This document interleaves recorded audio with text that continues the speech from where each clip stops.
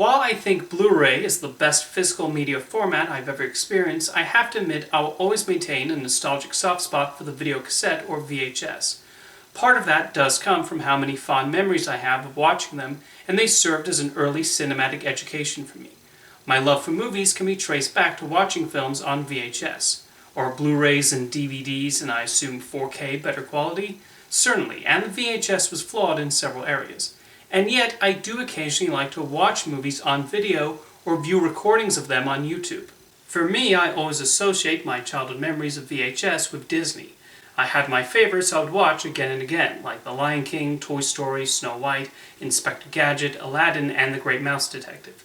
And I did not just enjoy watching the films. I also enjoyed watching the trailers and promos at the beginning. To me, they were part of the experience, and whenever I do revisit a film on video, I never skip those.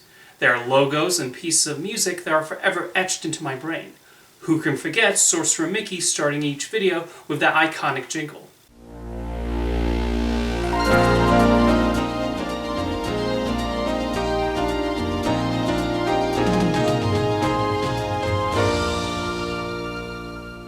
Of course, this is not exclusive to Disney. Paramount's feature presentation opening is also one I remember fondly. Paramount is pleased to bring you our feature presentation. I also love the montages the studios will put together promoting their line of videos. I'm sure many of you had at least one Paramount VHS with that montage of family films set to the Happy Days theme. While bonus features became common on DVDs and Laserdiscs, it was not unusual for video cassettes to include them either. My VHS copies of The Wizard of Oz and Peter Pan, for example, played behind-the-scenes documentaries on the making of those movies after the film was finished, and so I wound up watching them just as much as the main feature.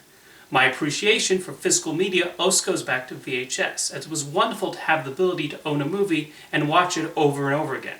I also had my favorite videos I would check out from the local library again and again. One favorite was the animated special Prince Cinders, a gender-flipped parody of Cinderella. I lost count of how many times I would borrow it from the library because I found it so funny and entertaining. In the age before streaming services and DVD box sets, recording television broadcasts onto blank cassettes was the easiest way to see a show after its airing.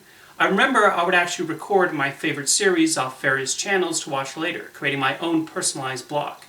I also still have a video somewhere of Family Channel's Saturday morning lineup, featuring shows like Even Stevens, Boy Meets World, and Smart Guy, all of which you can now watch on Disney+. However, people recording live television onto VHS is how we're able to watch classic commercials and programming on YouTube. There would be so much more lost media if it were not for the VCR. I revisited the obscure Disney cartoon Nightmare Ned last year because of some people who happened to record the series during one of its few airings and upload the episodes on YouTube. I mentioned before that I still occasionally watch VHS cassettes, and many of you are probably thinking, why? There are Blu-rays and streaming now. And you're right that they're not as high quality as the options available nowadays, but I also think they still hold a certain charm. It actually does not bother me that the image is not in perfect high definition, and they're almost like a time capsule to an earlier period of film watching. For movies from the 70s and 80s, the quality of the VHS can sometimes be strangely appropriate. Horror films and classic movies also give off a different feeling when watching them in VHS quality. It's why I get a kick out of watching old horror movie promos on YouTube. And in the days when I would go to thrift shops, I loved perusing the VHS section, as you would find some occasional gems for cheap prices. I'm not going to pass up buying a copy of Watership Down for 99 cents.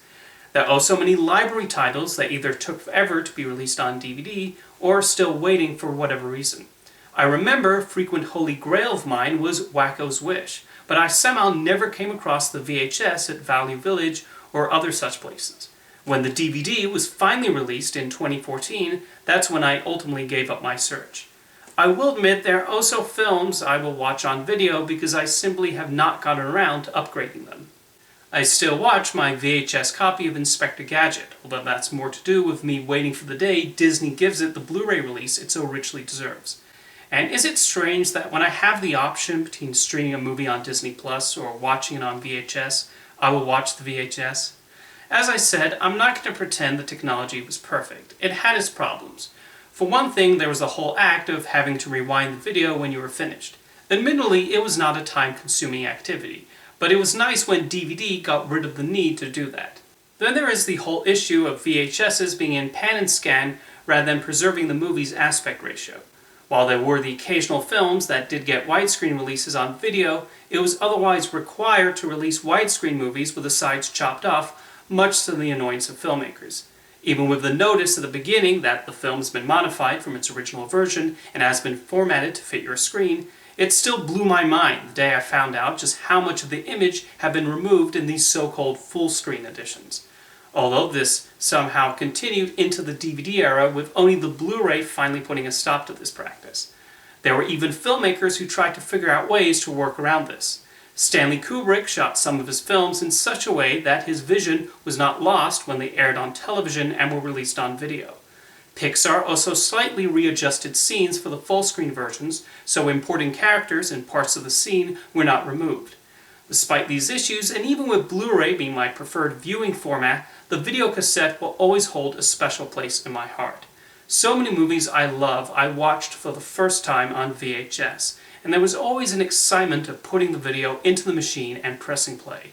There's a captivating appeal to the format, to the point where even the copyright warnings at the beginning were fun to watch, while I often find myself heading for the skip button when they appear on a DVD or Blu-ray. And I genuinely enjoy looking up VHS openings online. Now let me know in the comments what your own memories of video cassettes are. I look forward to reading your stories, and I'll see you next time.